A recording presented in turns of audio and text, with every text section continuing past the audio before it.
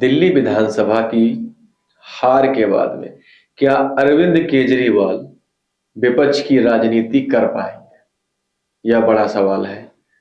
नमस्कार, मैं हूं सोनू भारती और आप देख रहे हैं प्राइम भारत न्यूज। दिल्ली की राजनीति में जिस तरीके से अरविंद केजरीवाल की हार के बाद में एक बदलाव देखने को मिलेगा, इसका सीधा असर पंजाब की राजनीति पे पड़ेगा।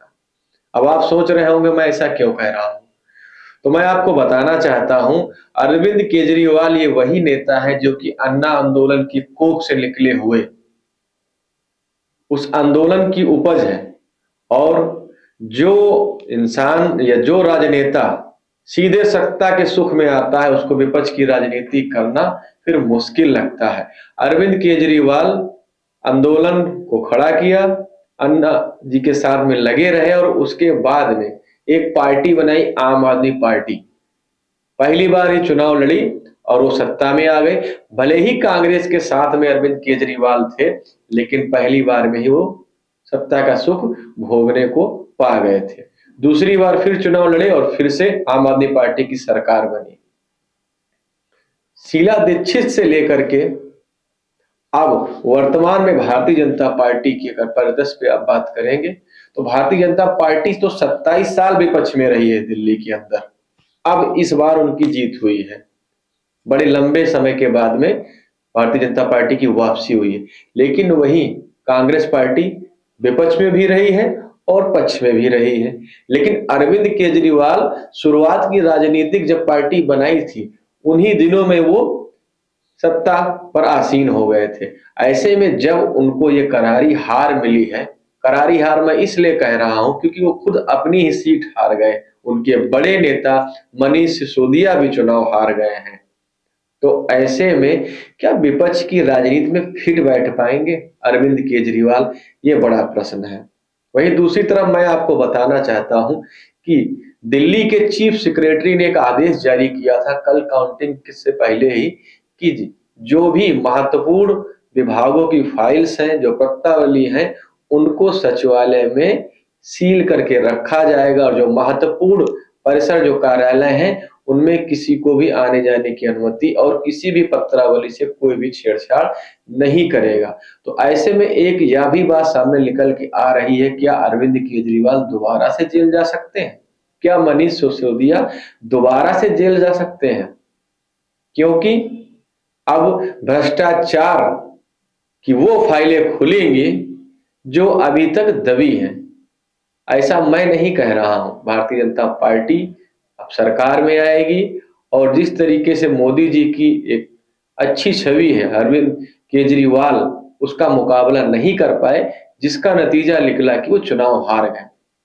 आप सोचिए, अरविंद केजरीवाल आपको एक बहुत ही ईमानदार नेता की छवि बना करके वो जनता के बीच जाते थे, उसको उजागर करने में, उस छवि को तोड़ने में भारतीय जनता पार्टी कामयाब हुई और अरविंद केजरीवाल खुद अपनी सीट हार करके आम आदमी पार्टी की सत्ता भी गंवा बैठे हैं। क्योंकि उन्होंने दिल्ली के युवाओं को भी शराब की एक बोतल के बदले 2 बोतल दे करके एक वहां के युवाओं के भविष्य के साथ भी खिलवाड़ करने का काम किया है। क्योंकि नशा कोई अच्छी चीज नहीं है। अगर हमको देना ही है तो हम अपने युवाओं को, हम अपने बच्चों को एक हाथ में किताब और दूसरे हाथ में लैपटॉप भी दे सकते हैं।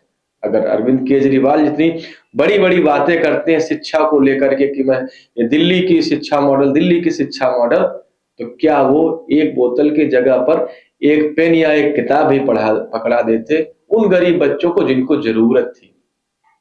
तमाम सारे ऐसे मुद्दे थे जो अरविंद केजरीवाल उन पे फेल साबित हुए। वहीं दूसरी तरफ स्वाति मालीवाल, जो कि कभी अरविंद केजरीवाल की टीम की एक महत्वपूर्ण सदस्य हुआ करती थी, वो चुनाव से पहले ही भारतीय जनता पार्टी के साथ में चली गई थी।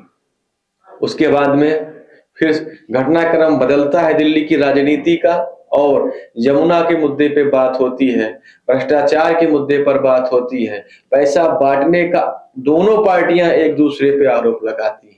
लेकिन अरविंद केजरीवाल और आम आदमी पार्टी की हार की एक और वजह सामने आई है।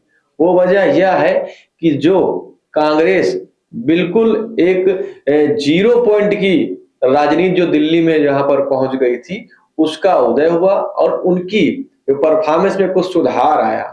और जो परफॉर्मेंस में सुधार आया, उसका सीधा असर अरविंद केजरीवाल की पार्टी आम आदमी पे पड़ा, जिससे कि लगभग लगभग जिन सीटों पर अच्छी खासी बढ़त कांग्रेस ने बनाई, वहां पर आम आदमी पार्टी के प्रत्याशी चुनाव हार गए हैं। सबसे बड़ी बात तो यही मैसेज एक गलत गया जनता के अंदर कि जब अरविंद केजरीवाल जेल गए थे, उसके बाद में उनकी ईमानदारी की छवि वाली जो एक दृश्य बना था वो खत्म हो गया और वहीं से काउंटडाउन शुरू हुआ था। ये कथा जो पटकथा है बहुत पहले ही चालू हो गई थी।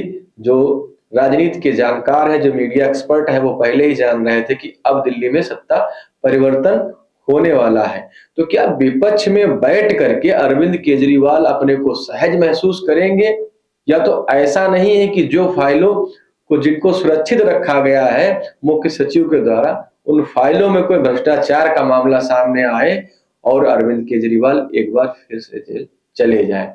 तो ऐसे में आम आदमी पार्टी की जो छवि है और जो अपनी वो राजनीतिक को बढ़ाने की जो विस्तारवादी जो सोच रख रहे थे अरविंद केजरीवाल नेशनल पार्टी की, हम कई राज्यों में सरकार बनाएंगे, अब उनका वो सपना पूरी तरीके से फेल होता नजर आ रहा है।